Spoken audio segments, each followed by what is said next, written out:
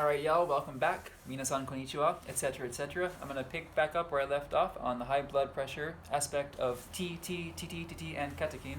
So, anyway, high blood pressure is said to be one of the main risk factors that can lead to heart attack and stroke.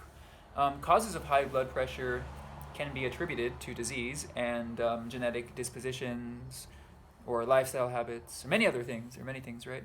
And by the way, I apologize. I'm just reading. I'm reading as I make this video. This is all typed up. I'm sorry. There's no way I'm going to tell you this at the top of my head. It's just not going to happen. So, however, the main mechanism behind high blood pressure is linked to something called angiotensinogen in the blood. Angiotensinogen becomes the freaking mosquito's back. Angiogenisinogen becomes angiotensin 1 by an enzyme in the kidneys called renin. In Japanese, it's called renin. So let me pull that up a little bit because the book is very broad on this. If you look online, I'm simply looking at Wikipedia here. So angiotensin is a peptide hormone that causes vasoconstriction and an increase in blood pressure. It is part of the renin-angiotensin system, which regulates blood pressure. Angiotensin also stimulates the release of aldosterone from the adrenal cortex to promote sodium retention by the kidneys. So again, there's a lot of science, and it's really specific, you guys. I don't really understand it. But it's good to share a little bit.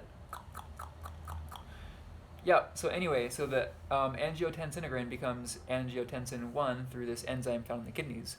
And the converting enzyme of angiotensin 1 then further evolves into angiotensin 2, which produces a strong constricting effect upon the blood vessels, one of the factors leading to the increase of blood pressure itself. Luckily for us, the catechin, everything comes back to catechin, and tea plays a role which works to suppress that conversion between angiotensin 1 and 2. It can be said that drinking lots of tea can have a preventative effect against high blood pressure. Of course, many other lifestyle habits can bring about results to lower blood pressure, but drinking quality green tea is one of them, and you should do all of them together.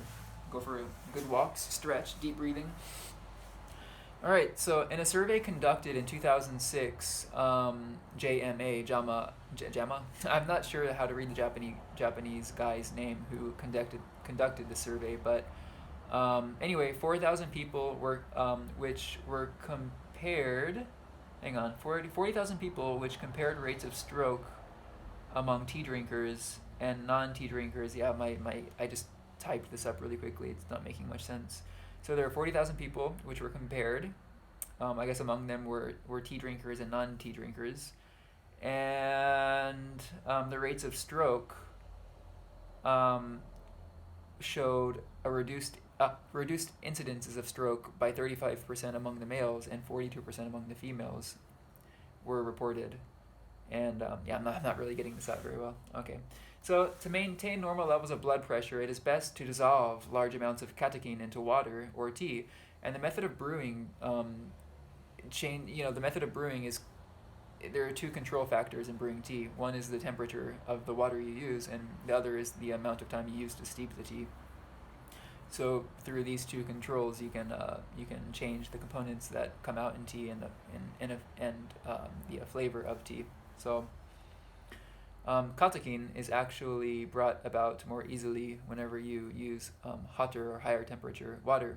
So catechin is easy to dissolve at higher temperatures, and so if you're focusing on something like preventing high blood pressure, you might want to drink your tea with very hot water. So that's something to keep in mind if you have a teapot. And the book also goes into GABA, and glutamic acid, and something called gabalona tea, which I don't really know too much. So again, I'll just read from the internet a little bit about each of these. By the way, I had some information about that kidney enzyme called renin up here, but I forgot to read it. So let's skip ahead. So what is GABA, G-A-B-A? GABA, something acid, aminobutyric acid is a naturally occurring amino acid that works as a neurotransmitter in your brain. Neurotransmitters function as chemical messengers. GABA is considered an inhibitory neurotransmitter because it blocks or inhibits certain brain signals and decreases activity in your nervous system. So it goes into good information here. Oh, cool. So GABA has also become a popular supplement in recent years. This is partly because it isn't available from many food sources. The only foods that contain GABA are fermented ones such as kimchi, miso, and tempeh. But yeah, there's a ton of information about. Look it up on Google. GABA. Okay. Then after that, I would like to talk a little bit about the gabalone tea. The gabalone tea. Let me open up the page. So gabalone tea bags. It is a tea that is rich in the GAB component, or Y-aminobutyric acid. Before the specific health food system started, there were some reports that said gabalone tea had an effect to lower blood pressure. We have been producing the tea since 1987. It's a producer of this kind of tea. The tea plantations at the foot of the Suzuka Mountain. So I guess it's imported from Japan. The fresh air and extensive scenery, blah blah blah. So some appeal to the tea itself. This actually looks like a pretty cool company. If you go online, it's called hagimura.jp. You can find more information about gabalone tea, which is called gabaron cha in Japanese. Okay. Anyway, moving forward, I'm already at almost 7 minutes. Okay. What was I talking about? For cholesterol, so after high blood pressure, let's move on to cholesterol now. For cholesterol, depending on the protein it adheres to, there are two types produced. The HDL cholesterol or the LDL cholesterol. And again, I'm going to back up and go online to just share this information really quickly. So high-density lipoprotein, or HDL cholesterol, is known as the good cholesterol because it helps remove other forms of cholesterol from your bloodstream. Higher levels of HDL cholesterol are associated with a lower risk of heart disease. Cholesterol is a waxy substance that's found in all of your cells and has several useful functions, including helping to build your body cells. It carries through your bloodstream attached to proteins. These proteins are called lipoproteins.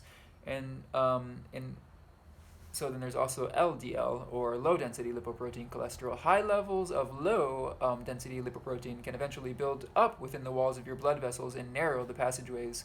Sometimes a clot can form and get stuck in the narrowed space, causing a heart attack or stroke. This is why LDL cholesterol is often referred to as bad cholesterol. So that's basically the same thing that this book covers in Japanese, but I just found it online. It's easier than translating. Okay, so yes. In tea, an abundance of catechin is found. So among the catechin varieties in tea, there are epicatechin, or EC, epicatechin gordeto, I'm using the Japanese pronunciation, or ECG, or epigardocatechin, which is EGC, and epigardocatechin gordeto, or EGCG. So there are these four varieties, these four kinds of catechin. And the longest named one, the epigardocatechin gordeto, compromises about half of the whole bunch, 50%, and strongly suppresses the oxidization of LDL cholesterol.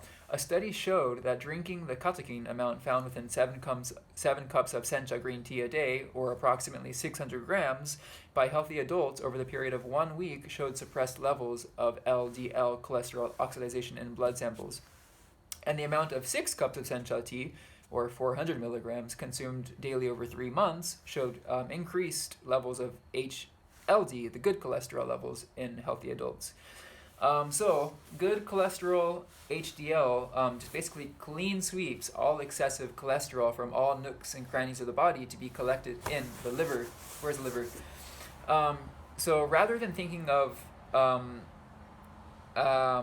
lowering your cholesterol levels, it's more correct to think about maintaining high levels of HDL cholesterol and maintaining low levels of LDL, or the bad cholesterol. Okay, so the book goes into one more section in this chapter about how catechin helps to prevent obesity. And there's also other information on the body BMI, body mass index, the synergy of caffeine and catechin, the hypertension and diabetes, and some other confusing medical terms such as alpha amylase, which I'm not going to cover just because this is already really a mouthful. And I can maybe cover that along with the one more chapter that the book covers on health. So I may cover this section in the next video about tea health, along with the next chapter, which includes an introduction of tea as an anti-allergen, and it also introduces a cultivar, a special cultivar of tea called Benifuki in Japan, which is rich in methylated catechin, as well as tea as a preventative against other things like cavities, as a disinfectant, and as a preventer of the common cold even. So yeah, there are a lot of other things that go, just to wrap up the health benefits found in tea. Someone is messaging me a lot right here. Okay. To wrap up my thoughts on this for now, it is interesting. It is a very interesting study to read about health, along with the culture and history of tea, especially. But just kind of regurgitating the information in video format helps to solidify the information in my brain. The science does get pretty deep, and the book just covers the basics. The role of catechin, or catechin, is gaining more and more attention in the tea world, especially in markets. This person is still messaging me. The role of catechin is gaining more and more attention in the tea world, especially in markets where health is mainly sold as a tea product or a tea supplement, or there's matcha in America, right? And it's being sold like crazy. And matcha is probably the quickest and easiest way to get all of the nutrients. It's expensive, but it's good. Drinking tea is just one of the many lifestyle habits that can be done to maintain health and to prolong the lifespan in the body system. I hope this information may have been useful, or at least the benefits of drinking tea from a health perspective have been conveyed. Until next time, thank you very much. And again, a lot of words and a little bit of time, which is kind of why in Japanese we say the hayaguchi, the very top, the very quick speaking. All right, thank you for listening, and I will see you next time. Bye-bye. Thanks.